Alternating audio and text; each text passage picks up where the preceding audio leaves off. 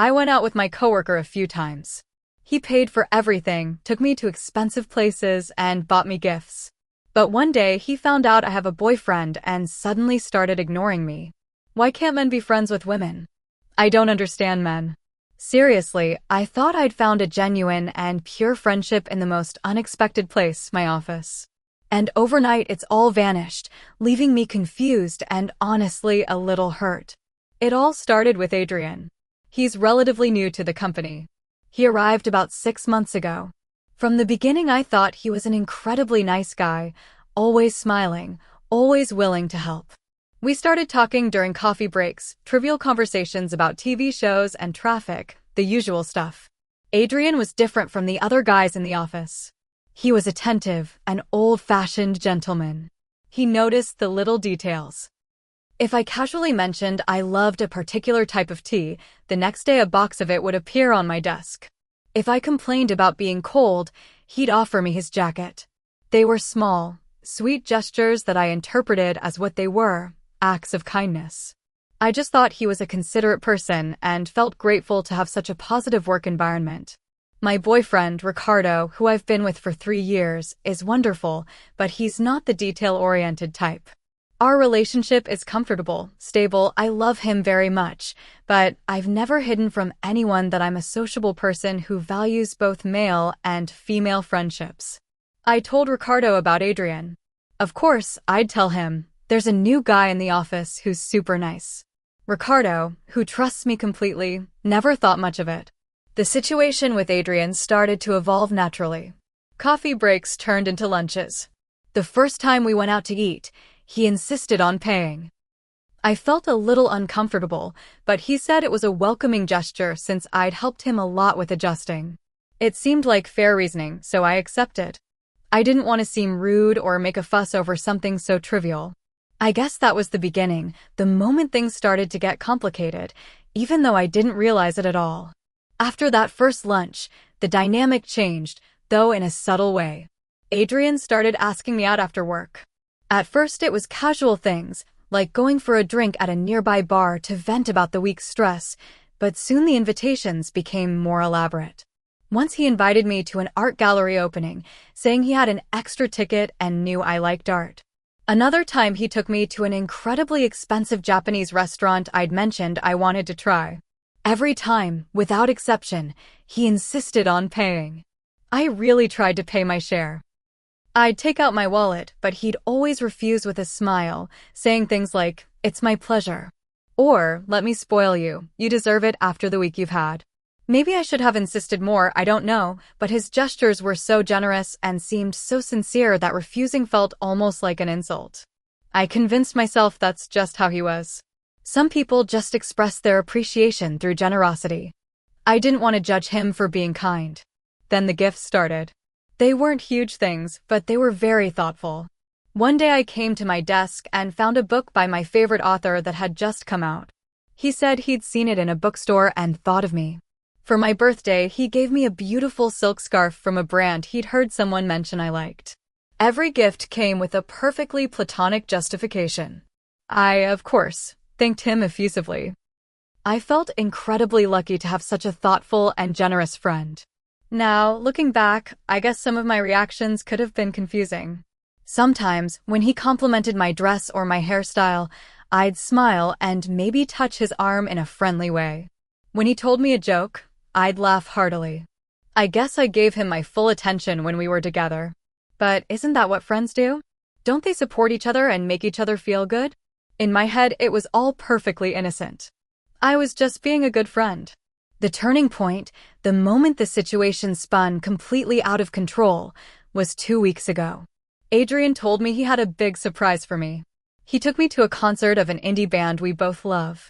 The tickets were front row, super expensive. It was an incredible night. The music, the energy, we had a great time.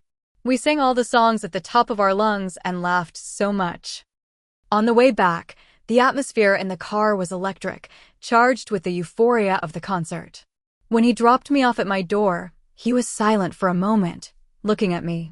There was an intensity in his eyes that made me a little nervous. Then he told me he'd had an incredibly good time with me, that he felt we had a very special connection. He said he loved my way of seeing life, my laugh, my intelligence. It was a very emotional speech and, I have to admit, I felt very flattered. And then he leaned in, not aggressively, but slowly, as if he were giving me time to react. In that millisecond, my brain panicked. A part of me knew I had to stop him, that I had to say something about Ricardo, but another part, a part one don't fully understand, just froze. Maybe I didn't want to ruin the mood of such a perfect night. Maybe I didn't want to hurt his feelings after such an incredibly generous gesture like the concert. I turned my head at the last second. His lips brushed my cheek. It was an incredibly awkward moment. I apologized, stammering something about being very tired. He pulled away with a look of confusion and a hint of disappointment on his face. He apologized too, saying maybe he'd misinterpreted the signals. I got out of the car with my heart racing, feeling guilty and confused. But I still didn't say anything. I didn't mention Ricardo. I guess I was hoping the problem would just go away if I ignored it. The discovery happened in the most mundane and brutal way possible. The next day at the office, the atmosphere between Adrian and me was tense. He was distant and I didn't know how to act. At lunchtime, Ricardo called me. It's something he often does, just to see how my day is going. I was standing by my desk talking to him on the phone, laughing and making plans for the weekend. Yes, darling, I love you. See you tonight, I said before hanging up. When I looked up, Adrian was there, a few feet away by the coffee machine. He'd frozen midway with a cup in his hand. The expression on his face was one of absolute shock, as if he'd been slapped. Our eyes met, and I saw the confusion transform into a kind of cold, hurt anger. He didn't say anything. He just turned around, left the cup on the counter, and went back to his desk without a word. The rest of the day was torture. I tried to go over to his desk to talk, but he pretended to be on an important call. I sent him a message on the internal chat asking if everything was okay. He read it and didn't reply. At the end of the day, he left without saying goodbye, something he'd never done before. It was as if I were suddenly invisible to him, as if he'd built a wall of ice around me. I didn't understand his extreme reaction. Why so much drama? Yes, maybe I should have mentioned Ricardo sooner. I admit it. It was an oversight on my part, but his behavior was so childish, so disproportionate. To go from being the most attentive friend in the world to treating me like a complete stranger overnight. All because I have a boyfriend. I felt incredibly frustrated and strangely abandoned. I'd come to value our friendship a lot, and he was throwing it in the trash over a misunderstanding. It's been 3 days since the incident and the situation has only gotten worse. Adrian ignores me completely. If we pass in the hallway, he looks the other way. In meetings, he avoids my gaze and only addresses other colleagues. It's like I don't exist. The atmosphere in the office has become tense and unpleasant. People have started to notice, and I can feel their curious stares. I've tried to talk to him. Yesterday, I cornered him near the elevators.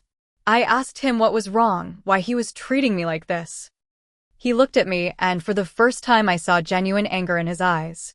He told me, in a low, controlled voice, that he had nothing to talk to me about.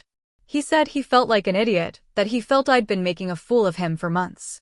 I told him he was wrong, that I truly valued our friendship. And then he laughed. A bitter laugh. He said, "Friendship, Sophia, do you really think a friend invites you to €200 restaurants, buys you expensive gifts, and takes you to front-row concerts? I was courting you and you knew it.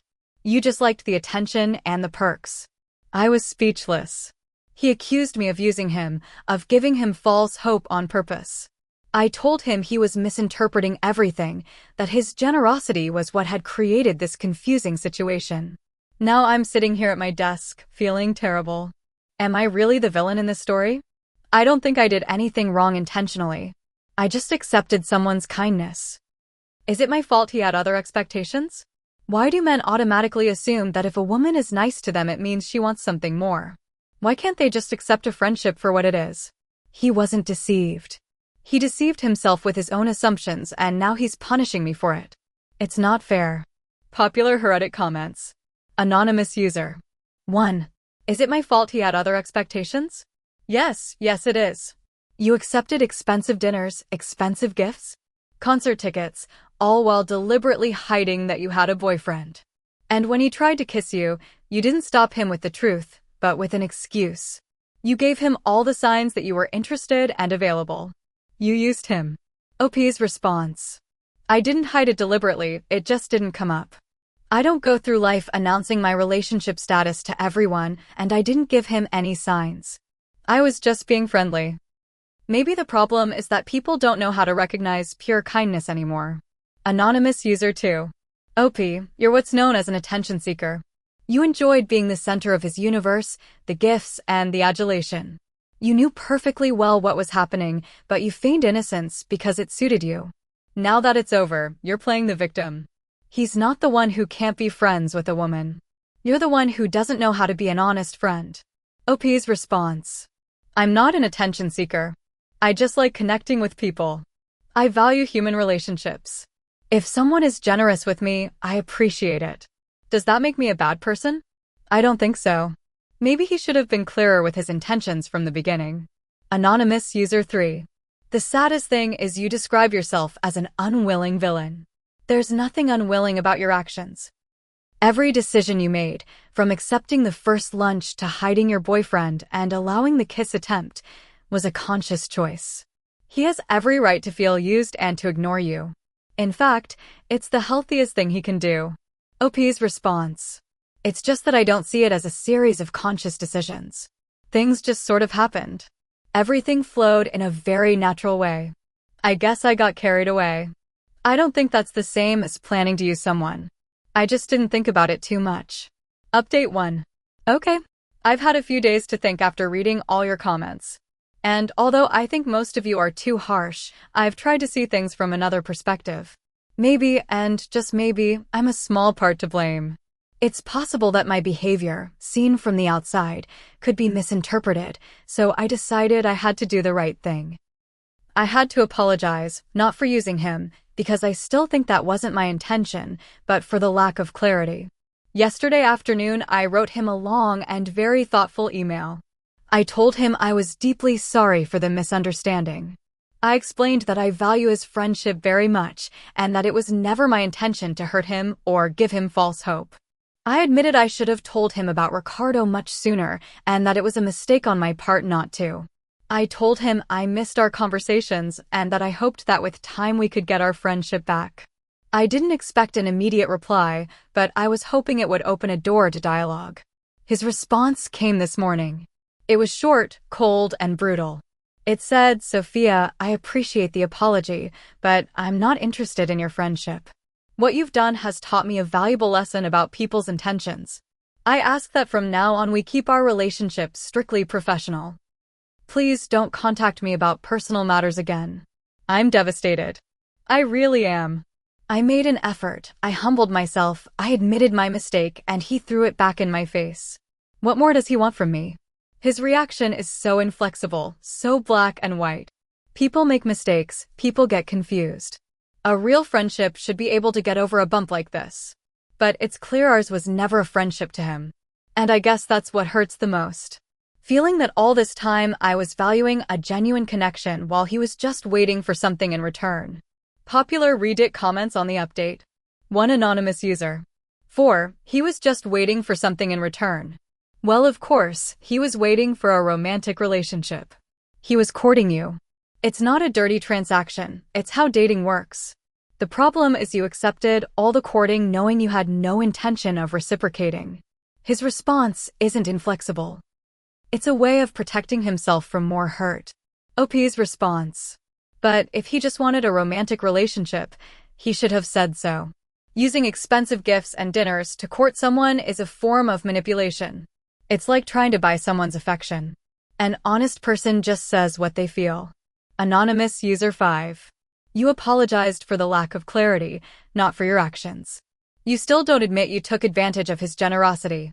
Your apology was a way to try to get your friend who paid for things back, not a show of genuine remorse. He saw through it, and that's why he cut you off. He's smarter than you think. OP's response. That's not true. My apology was sincere, and I don't want him to pay for things for me. That's what you guys don't understand. I enjoyed his company. The gifts and dinners were a bonus, but not the reason for our friendship. Anonymous user 6. What more does he want from me? He wants you to leave him alone. He's been very clear. He's asked for your relationship to be strictly professional. Respect that. It's the least you can do after wasting his time, his money, and his emotional hopes for months. OP's response. I guess I have no other choice. It's just so sad to lose a friend this way. I feel like there's a hole in my daily routine. It's a shame he can't see past his hurt pride. Final update. I guess this is the last time I'll write about this, because things have come to a strange and definitive conclusion. After Adrian's email, I resigned myself, kept my distance, limited myself to professional good mornings and work-related emails. It was difficult and painful, but I did it. Last week, Ricardo, my boyfriend, proposed to me. It was a beautiful surprise and, of course, I said yes.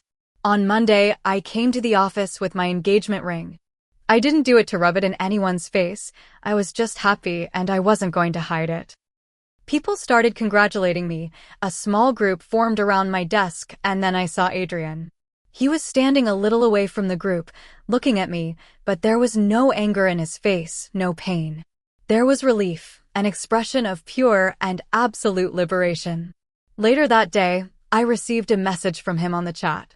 It caught me completely by surprise. It said, "Congratulations on your engagement, Sophia. I wish you the best." And then he added something that left me cold. Thank you. I think you've inadvertently saved me from making a big mistake.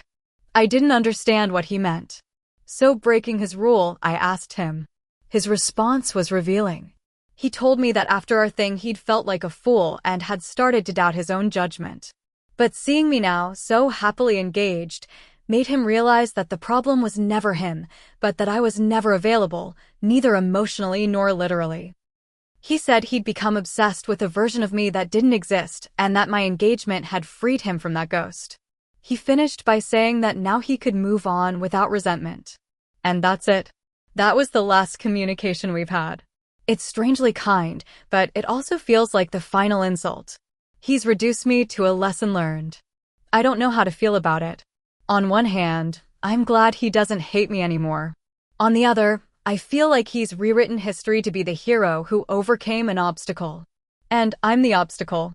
I still think what we had was more than that. It was a real friendship, even if it was confusing. And it's a shame he'll never see it that way. Popular Reddit comments on the final update. Anonymous user 1. He didn't reduce you to a lesson learned. You became a lesson learned through your own actions, and it's a valuable lesson for him. Don't invest in someone who isn't clear and honest with you. His response was incredibly mature. He found closure and moved on. You, on the other hand, are still mourning the friendship that never existed. OP's response. But it did exist. We had real conversations, we laughed, you can't deny that. He's choosing to remember only the bad part to feel better about himself. Anonymous user 7. You've saved me from making a big mistake. What a powerful sentence. He realized that if he'd ended up with you, he would have always been competing with your need for external attention. The engagement proved to him that you're capable of having a serious relationship, but that you're also capable of maintaining dishonest friendships on the side. He saw the bullet he dodged. OP's response. It's not a dishonest friendship. It was a misunderstanding and I wouldn't have needed external attention. If he had been my partner, the dynamic would have been completely different. He didn't dodge a bullet, he lost an opportunity. Anonymous user 8. This is the best possible conclusion. You're going to marry your stable boyfriend. Poor guy, I hope you've told him all about this. And Adrian has healed, learned, and moved on. It's a happy ending for everyone except apparently for your ego, which still wants him to mourn the lost friendship. Let it go. And congrats on your engagement, I guess. OP's response. Thanks, I guess. And it's not my ego, it's just sadness. Sadness for something that was good and got ruined by bad communication. I still think it could have been different, but it doesn't matter anymore.